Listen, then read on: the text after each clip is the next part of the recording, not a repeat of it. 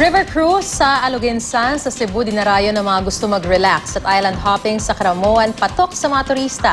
Silipin ang mga summer gimmick na yan sa balitang hatid ni Von Aquino.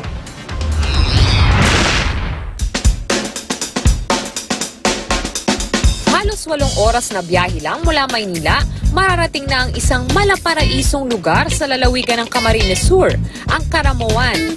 Patok ito sa mga turista dahil kakaibang adventure ang pwedeng maranasan dito. Pwede ring mag-island hopping dahil may mahigit 30 isla na makikita rito. Bawat isla may sariling kwento, pero kung may pagkakapareho sila, yan ay ang angking kagandahan ng mga nakabibighaning tanawin.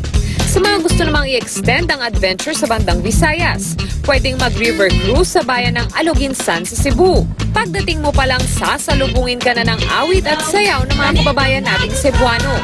Nasa halos 1.5 kilometro ang babagtasin ng cruise. Pero kung hindi pa kontento, pwede rin mag-boardwalk o di naman kaya ay mag-snorkeling. Hindi na nga mapipigilan ang painit na panahon sa bansa. Nakapagtala nga ng mainit na temperatura sa Tugigaraw sa Cagayan.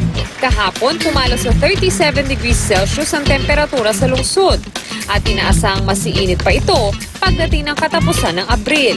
Von Aquino, GMA News.